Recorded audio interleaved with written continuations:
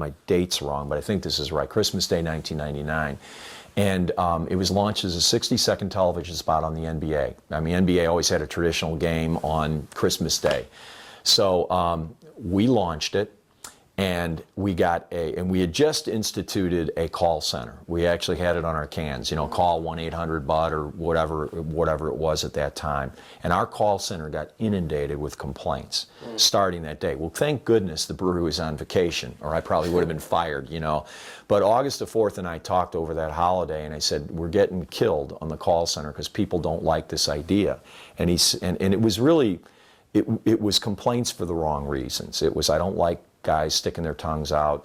It was racial tinged in terms of its criticism, and it was coming from parts of the country that you don't want to be stereotypical, but you'd say, okay, it's very working class. People don't understand what we're trying to do. This is about, it doesn't matter about race. This is about guys being with their buddies, and they're just saying, what's up, man?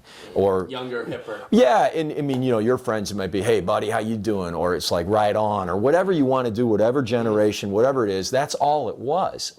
And we were in big trouble losing this campaign early. But what saved us was within the first 2 to 3 weeks of the new year, we first of all made a very good decision of taking the 60 off the air and cut down to a 30, because we went to 30-second units because it's less of the what's up, you know. It's like after a while even I was getting like, you know, just too much, you know. Let's take it down, let's dial it back. And we also had some fun different episodes where what's up wasn't the operative thing, it was more the build up to the use of the word, so, or the line.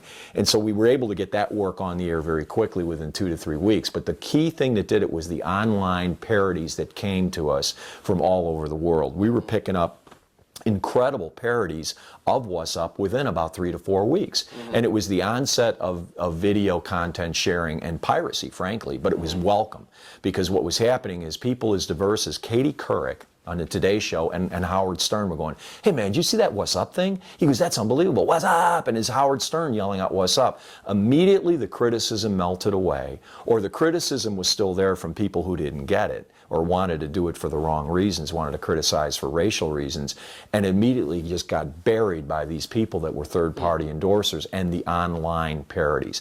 And the online parodies were going everywhere, and they were hilarious. It was old ladies planting flowers. It was bizarre, different interpretations. They were coming from Iceland, from Switzerland, and we were having trouble tracking this stuff, but we were finding out that it was coming in, people were looking at it, disc jockeys were seeing it, television stations were lifting it and showing it, and all of a sudden the criticism melted away and this thing became a worldwide phenomenon. And a year later, you know, we win the Cannes Gold Lion for the best advertising in the world. So we were this close to losing it, and my point on this is that the cross-platforming of people taking your idea and basically shooting it on their own, and some pretty good production too. And there were probably some production companies in LA, you know, doing some stuff at the time, which was fun. And the stuff was just flooding the marketplace, where we became, you know, this was the hottest thing in the country. We hadn't seen anything like that since I Love You Man, and Yes I Am was very big, and even Spuds MacKenzie was a phenomenon, but that was all television driven. There was no feedback from the consumer. This was feedback, cross-platform, other form of media. And to me, within, you know, 6 months of that, we were doing our own online interpretations of What's Up, and we were posting it on Budweiser.com. You know, we had 31 different languages you can say What's Up. Kanishiwa, you know, you'd have guys, I mean, it's just unbelievable. So the world was like wide open to us, because we said, whatever we don't want to put on TV, we're going to put online. And we weren't using it as a repository for trash. I mean, we were saying, we think that this could be a place where it can be longer form and we can start doing some interesting things. Now, this was before mobile apps. We we weren't there yet. But I thought the idea of using content and cross-platforming it and jumping it really took us to a very new level with the consumer, which was hard to track. Because you kind of got it in focus groups where guys would say, this is a cool brand. Why? Well, did you see that parody? But you could never track the true impact of the online space and what it was doing for us. But I know it catapulted us in terms of being a cool brand and a brand that got it. You know? Yeah, I mean, do you think that now advertising campaigns kind of have to have or say, be more multi-dimensional than maybe they once Absolutely. were. Where maybe it was once it was a 30-second TV spot, but now it's okay. It's a TV spot. It's something online now, maybe on Hulu or something like that, where it's shorter or longer. People can interact with it more. It's on mobile phones. I mean, is there keys to success here? Absolutely. And I mean, I think in the last, I would say confidently, in the last 3 to 4 years, I think AB, in the time I was there, and I'm certain they're going to continue to try to follow that, we absolutely looked at every idea as a cross-platform idea. And I keep using that term because I really believe you establish the strategy. The strategy can be established in radio. Sales is difficult. That's almost impossible for us. But we do get that feeling that from the wholesalers, and you do get a track. We usually got about a 3 to 6 month lag on anything that really grabbed the consumer via research, wholesaler feedback, our own instincts. That's when you would see a lift. And you would see people saying, hey, this brand's hot. And it would really come out in the more contemporary adult markets. And, I don't want to say college towns because that's, you got people who are underage. But we would start to get a bump. Yeah, if we could retell that mobile story. Yeah. I think that's really interesting. So I was basically, I'll reframe it. I'm rolling. Let me adjust this light real quick. It's cool. I only have a couple more and then... No, we're cool. I mean, I'll go as long as you guys want. I love talking about it. I wish I could be. I wish I could be more succinct. I want to be here all day. Yeah, lies too. Yeah, I wish we could do this all day. I know. If all the interviews were this exciting, it would be.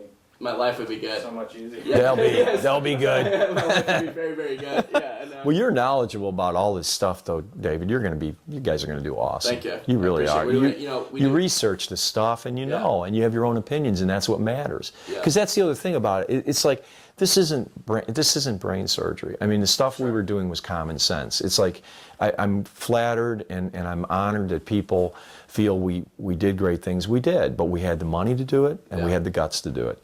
And I had a guardian angel, and his name was August the 4th. So when you start putting intelligent people, guys like yourself, and who rely, take a risk. and say, hey, but can we go there? And as long as you think like a consumer and say, look, when you put this on the air, does this make sense? Is it a logical leap to what we've been doing? I mean, we position the brand, and you always believe that there's new generations of consumers coming up. And every 2 years, I always thought there was a new generation, because I always look back to my own high school or college days and said, I never hung out with guys that were too much older than me or younger than me.